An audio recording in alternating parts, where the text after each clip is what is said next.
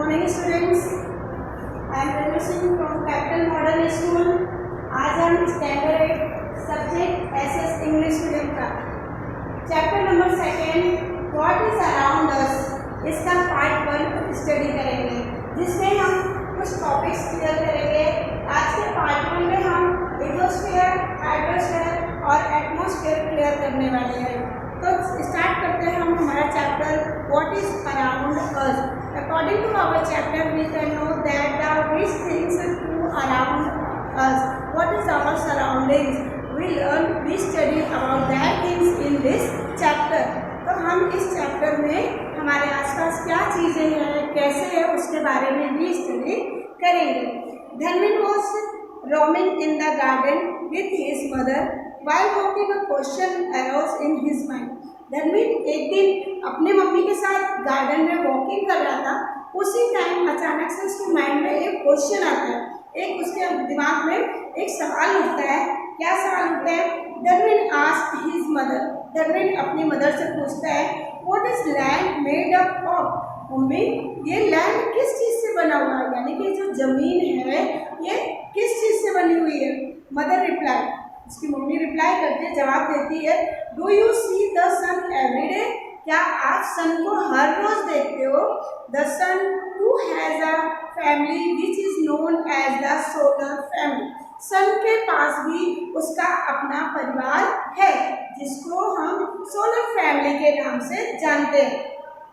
Our Earth is one of the member of the solar family। तो हमारी अर्थ जो है, हमारी पृथ्वी जो है, उसको भी इसी सोलर फैमिली का एक हिस्सा, एक मेंबर, एक सदस्य माना जाता है। The most important point is that only the Earth among all the members of the solar family has got the suitable temperature, water and air to sustain living beings। तो सबसे इम्पोर्टेंट बात जो है, सबसे ज़्यादा ज़रूरी बात इसके बारे में जो है वो ये है, इम्पॉर्टेंट पॉइंट है कि एक अर्थ ही है, सब पूरे सोलर फैमिली में सिर्फ एक मेंबर जो कि अर्थ है, जहाँ पर टेम्परेचर, वाटर और एयर जो है ऐसे लेवल पे है, इस तरीके से है जिसमें जो है लिविंग बींग्स रह सकते हैं, जहाँ पर जीवन संभव है, जहाँ पर सजीव रह सकते हैं। Generally, it is believed that part of sun which has been detached from the sun after the collision is Earth। At the time of its origin, it was in the form of a fire। तो सामान्यतः ऐसा माना जाता है कि that part of sun, ये भी एक सन का हिस्सा है, पार्ट है, which has been detached from the sun, और जो कि सन से मतलब अलग होकर के, उसी का टुकड़ा अलग होने के बाद, आफ्टर द कोलिजन, थोड़ा ठंडा होने के बाद, इज द अर्थ, वो ठंडा होने के मतलब ये एक सन का टुकड़ा है, ऐसा सबका मानना है, विश्वास करते हैं कि हमारा अर्थ जो है ये भी एक सन का पार्ट है, और ये कुछ दिन पहले सन से अलग हो गया था, और बाद में धीरे धीरे ठंडा होते होते होते जब पूरा ठंडा हो गया तो यही जो है किसका रूप ले लिया? ये अर्थ के रूप में आ गया, ये अर्थ बन गया। At the time of its origin, जब इसका उत्पत्ति हुई, इसके उत्पत्ति के समय पे, it was in the form of a fireball. ये कौन से फॉर्म में था? बिल्कुल आग के गोले के रूप में था। This fireball started to cool down slowly. अब ये आग का गोला, because sun is the hottest things on our earth. तो अर्थ जो टुकड़ा से सन से जो मतलब अलग हुआ था, अर्थ सन का एक पार्ट माना जाता था, वो धीरे धीरे ठंडा होते होते फिर पूरी तरह से ठंडा हो गया। Many elements of the earth got transformed into liquid. तो बहुत सारे ऐसे घटक थे, बहुत सारे एलिमेंट्स थे, पार्ट्स थे अर्थ के, जो किसमें ट्रांसफर हो गए? लिक्विड में। बहुत सारे घटक जो थे वो लिक्विड में यानी तरल पदार्थ में ट्रांसफर हो गए। And further into solid form, और उसमें से कुछ जो बचे थे वो इसमें ट्रांसफर हुए सॉलिड फॉर्म में रह गए, मतलब ठोस पदार्थ में, ठोस रूप में रह गए। ड्यूरिंग दिस प्रोसेस, और इस प्रक्रिया के दौरान क्या होता है? The elements which got transform into solid are known as the lithosphere. ऐसे प्रक्रिया में जो elements got got transferred into solid. जैसा कि हमने अभी पहले लाइन में डिस्कस किया कि जब अर्थ ठंडा हुआ इसमें कुछ एलिमेंट्स में तरल पदार्थ का रूप लिया, लिक्विड में चेंज हुए और कुछ पदार्थ सॉलिड में चेंज हुए। लेकिन जो घटक जो थे सॉलिड में चेंज हुए, इन्हीं घटक को क्या बोला गया? लिथोस्फीयर कहा गया। जो घटक सॉलिड रूप में सॉलिड फॉर्म में ट्रांसफर हुए, ऐसे घटक को क्या बोला गया? किस नाम से जाना गया? लिथोस्फीयर के नाम से जाना गया। The elements which got transferred into liquid are known as the hydrosphere। और ऐसे घटक जो कि लिक्विड में ट्रांसफर हुए, ज्यादातर घटक जो होते हैं लिक्विड में ट्रांसफर होते हैं तरल पदार्थ में, तो ऐसे घटक जब लिक्विड में ट्रांसफर हो गए तो उसको हाइड्रोस्फीयर कहा गया। The elements which transformed into gases came to be known as the atmosphere। और ऐसे घटक जो कि गैस में ट्रांसफर हुए, गैस के रूप में परिवर्तित हुए, उनको क्या बोला गया? एटमॉस्फेयर कहा गया। अब all the living words which developed due to land, water and air came to known as the biosphere। तो ये तीनों जो लिविंग थिंग्स है, लिविंग वर्ड्स है, कौन कौन से? Lithosphere, hydrosphere and atmosphere. ये लिविंग थिंग्स जो है जहाँ पर सब पाए जाते हैं, जहाँ पर संभव है, वही सब मिला करके क्या किस नाम से जाना गया? जहाँ पर जीवन संभव है उसको बायोस्फीयर के नाम से जाना गया। In this way, the four spheres came into existence on the earth। और इस तरीके से अर्थ पर पूरे 4 तरह के वातावरण जो थे, आवरण जो थे, 4 तरह के स्फीयर जो थे वो सामने आए, अस्तित्व में आए। उनका नाम क्या क्या था? Lithosphere, hydrosphere, atmosphere and in the last biosphere.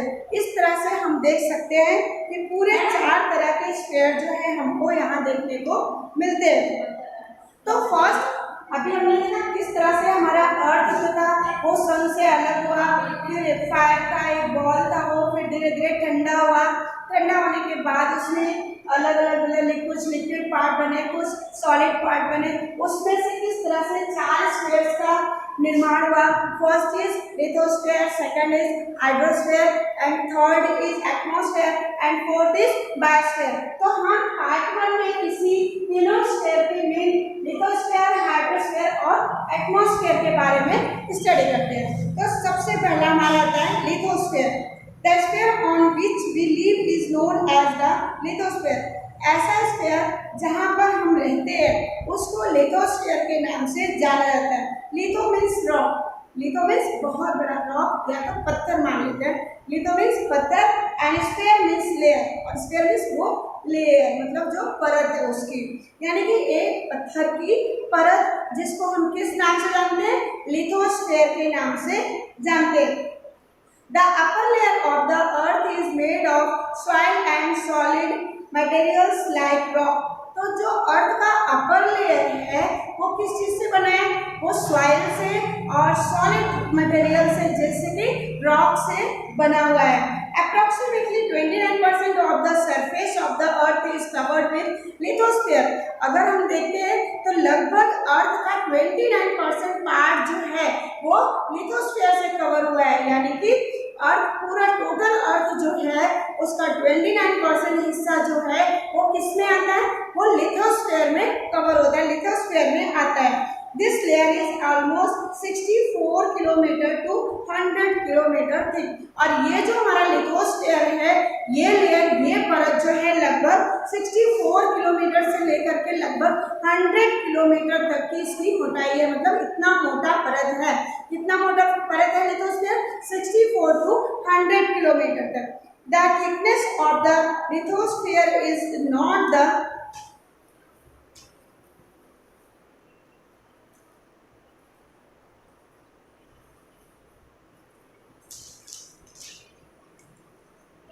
landforms like mountains, plains and valleys are seen on the lithosphere। तो उसकी मोटाई की जो परत है वो टोटल मतलब लैंड के रूप में नहीं जाना जा सकता है, और उसमें कुछ फॉर्म्स हैं जैसे कि mountain, plateaus, plains and valleys. ये जो सारे हैं ये सब लिथोस्फीयर में काउंट किए जाते हैं। जो लैंड ही नहीं है कि जो लिथोस्फीयर में काउंट किया है, उनमें माउंटेन, प्लेट्यू, प्लेन्स, वैलीज, ये सब सारे जितने हैं वो सब किस में आते हैं, लिथोस्फीयर में आते हैं। The temperature increases as we move towards the centre of the earth. द molten rocks in the interior of the earth are known as magma। इस तरह से द टेम्परेचर इंक्रीजेज, तापमान बढ़ते जाता है as we move towards the centre of, जैसे जैसे हम अर्थ के सेंटर के साइड में, अर्थ के बीचों बीच में पहुंचते जाते हैं, वैसे वैसे जो है वहाँ का टेम्परेचर जो है वो बढ़ते जाता है। The molten rocks in the interior of the earth, earth के इंटीरियर पार्ट्स में जो मॉल्टन रॉक्स है, जो बड़े बड़े रॉक्स है जो है, उनको किस नाम से जाना जाता है, उनको मैग्मा के नाम से जाना जाता है। There are many gases present in the interior of the earth which rise up with pressure and heat. तो अर्थ के इंटीरियर पार्ट में यानी कि आंतरिक हिस्से में बहुत सारे ऐसे गैसेज हैं जो कि मौजूद है, और वो जो है समय समय पर राइज अप होते हैं, उनका दबाव और तापमान बढ़ते रहता है, वो उठते रहते हैं, राइज होते रहते हैं, उठते रहते हैं, उनका टेम्परेचर और प्रेशर दोनों जो है, हीट एंड प्रेशर दोनों बढ़ते रहता है। But the pressure of rocks of the surface of the earth is equally strong. लेकिन अभी देखो अर्थ के इंटीरियर पार्ट्स में बहुत सारे गैसेज है, अर्थ के आंतरिक हिस्से में बहुत सारे गैसेज है, उनका भी जो टेम्परेचर और उनका प्रेशर दोनों बढ़ते रहता है। लेकिन अर्थ के अपर लेयर का जो स्ट्रॉन्ग मतलब रॉक्स, बड़े बड़े रॉक्स है, तो उनका दबाव जो है, उनका प्रेशर और ये गैस का प्रेशर, ये दोनों इक्वली आते हैं, दोनों बराबर आते हैं। Thus balance between the two is maintaining, इसलिए दोनों के बीच में ये जो बैलेंस है वो मेंटेन रहता है। So the crust of the earth does not break, यही कारण है तो जो अर्थ का क्रस्ट पार्ट है, जो मिट्टी है, जो क्रस्ट है, वो ब्रेक नहीं होती है। When the balance between the two is not maintained, लेकिन जब इन दोनों के बीच का बैलेंस मेंटेन नहीं हो पाता, कौन से दोनों का बैलेंस, एक इंटीरियर पार्ट, अर्थ के इंटीरियर पार्ट्स में जो गैस मौजूद है उनका प्रेशर और heat, and other is the upper layer, upper part of the earth, it means rocks, the pressure of rocks, इन दोनों का बैलेंस जब मेंटेन नहीं हो पाता है तो क्या होता है, the crust break and volcano erupt, फिर जमीन फट जाती है और ज्वालामुखी भड़क उठता है।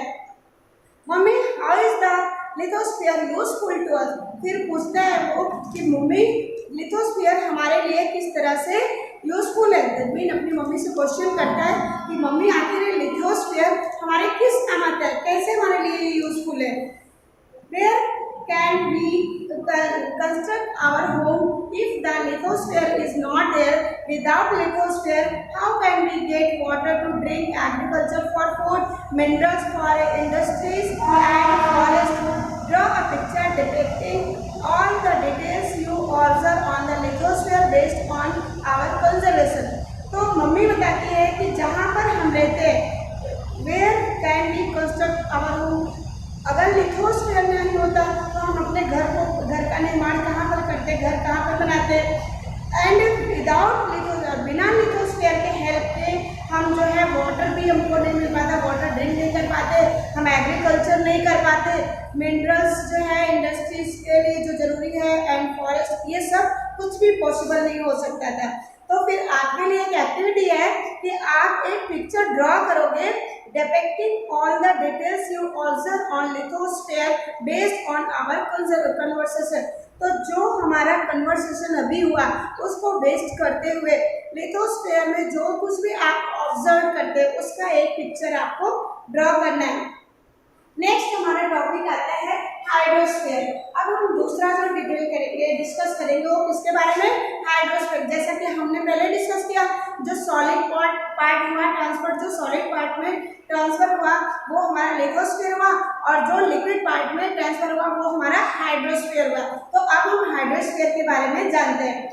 Now let me talk to you about hydrosphere. तो चलो अब हम हाइड्रोस्फीयर के बारे में बात करते हैं। The hydrosphere is the liquid component of the अर्थ। तो हाइड्रोस्फीयर जो है पृथ्वी का जो है ये तरल घटक है, यानी कि जलीय घटक जो है वो हाइड्रोस्फीयर कहा जाता है। इट इंक्लूड्स, और इसमें क्या क्या सम्मिलित है, क्या क्या इंक्लूड्स है, the ocean, seas, lakes, ponds, rivers and streams. ये सारी चीजें जो है वो हाइड्रोस्फीयर में सम्मिलित है। On the surface of the earth, the area of water is more than that of land. तो हम देखते हैं कि अर्थ का जो सरफेस है, अर्थ के सतह पर सरफेस पर लैंड से ज्यादा वाटर का एरिया पाया जाता है। वाटर का पार्ट जो है लैंड से ज्यादा है। हाइड्रोस्फीयर कवर 71%, जैसा कि हमने देखा लिथोस्फीयर कितने परसेंट कवर करते हैं, 29% कवर करता है, और हमारा हाइड्रोस्फीयर कितने परसेंट, 71% कवर करता है। So here is the hydrosphere is more than the lithosphere. A water body in hydrosphere that carries a huge amount of water is known as the ocean. तो hydrosphere का एक water body है जहाँ पे बहुत ज़्यादा वाटर कवर होते हैं, रहते हैं, उसको हम किस नाम से जानते हैं, ओशन के नाम से जानते हैं। These ocean are Pacific Ocean। अभी देखो 4 प्रकार के हमारे ओशन मिलेंगे, उसमें कौन कौन से, Pacific ocean, Atlantic ocean, Indian ocean and Arctic ocean. All these oceans are connected with each other। ये सारे ओशन जो है एक दूसरे से जुड़े हुए, एक दूसरे से कनेक्टेड है। The water bodies close to the land are known as seas, bays, straits, gulfs। तो वाटर बॉडीज जो है उनके करीब जो रहने वाले एरिया, उनके नज़दीक उनसे सटे हुए जो लैंड के करीब रहने वाले एरिया किस नाम से जाने जाते हैं, सीज, बेस, स्ट्रेट्स, गल्फ्स, इस सब नामों से जाने जाते हैं। The ocean on the earth are huge and deep. Earth पर जो ओशन है बहुत ही विशाल है और बहुत ही गहरा है। Valleys with depth of 10 to 11 kilometers are located at their bottom। तो वैलीज जो है अपने बॉटम से, जो उनका बॉटम होता है वहाँ से लगभग 10 से 11 किलोमीटर की गहराई तक होते हैं। The ocean bed has similar features like that of the surface of the earth। तो ओशन बेड जो होता है सिमिलर फीचर होते हैं किसके जैसे, ऑफ द सरफेस ऑफ, जिस तरह से अर्थ का सरफेस होता है उसी तरह से लगभग इसके भी सिमिलर फीचर्स होते हैं। It has high mountains, plateaus, vast plains, valleys etcetera. इसमें क्या क्या सम्मिलित होते हैं, माउंटेन्स होते हैं, प्लेट्यूज होते हैं, वास्ट प्लेन्स और वैलीज भी होते हैं।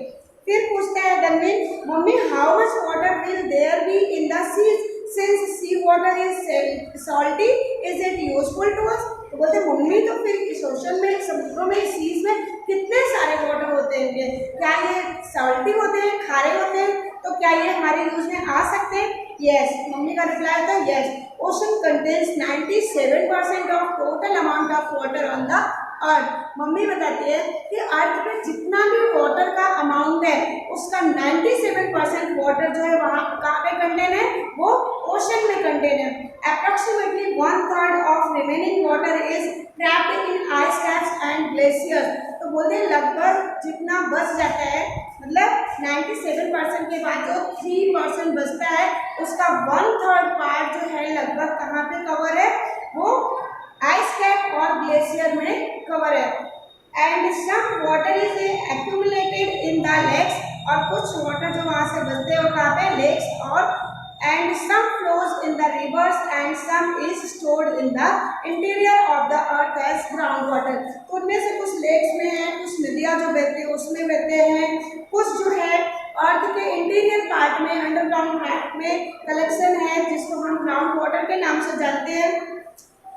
The amount of portable fit for drinking, portable water में जो हमारे लिए पीने के काम में आते हैं, पीने के लिए फिट होते हैं वाटर इज लेस, इसकी मात्रा बहुत कम है। तो पोर्टेबल वाटर जो है उसकी मात्रा बहुत ही कम है। फ्रेश वाटर इज प्रीशियस, और फ्रेश वाटर जो है जो हम पीने में यूज कर सकते हैं वो बहुत ही प्रीशियस, बहुत ही कीमती है।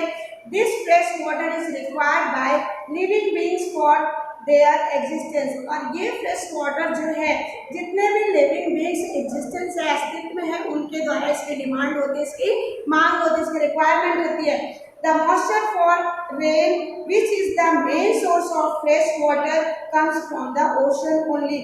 और रेन का जो मॉइस्चर होता है, रेन के लिए जो मॉइस्चर होता है और जिसका which is the main source of, जो कि फ्रेश वाटर का मेन सोर्स होता है। फ्रेश वाटर का मेन सोर्स क्या है, रेन है, और उसके लिए जो मॉइस्चर की जरूरत पड़ती है, जो मॉइस्चर होता है उस कहाँ से आता है, मेनली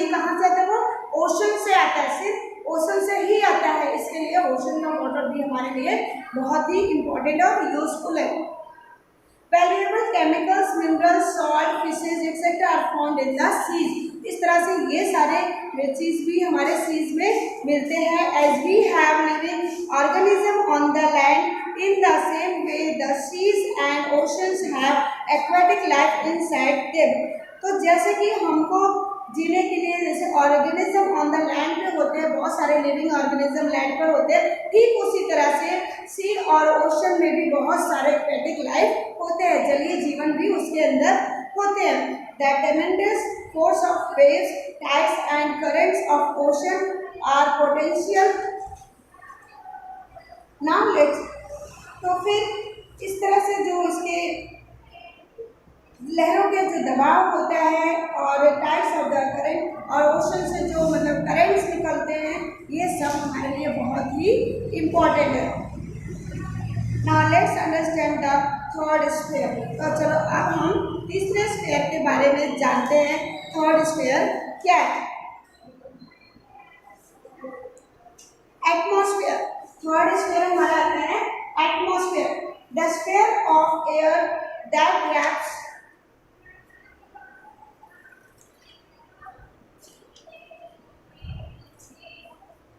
दो स्फीयर अभी तक हमने देखा, कौन कौन सा?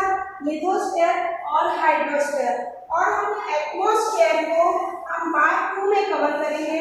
एटमॉस्फेयर और बायोस्फीयर दो स्फीयर हमारे बचते हैं। दो स्फीयर को हमने पार्ट 1 में कवर किया और बाद के जो दो स्फीयर हैं कौन कौन से?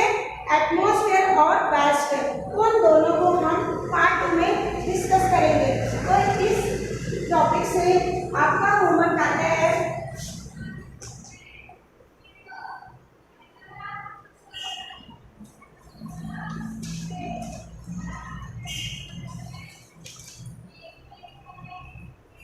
write down 15 question answer.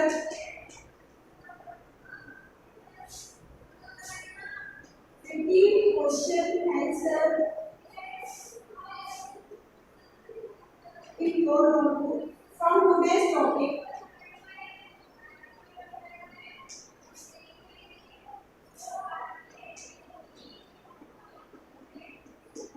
In your notebook.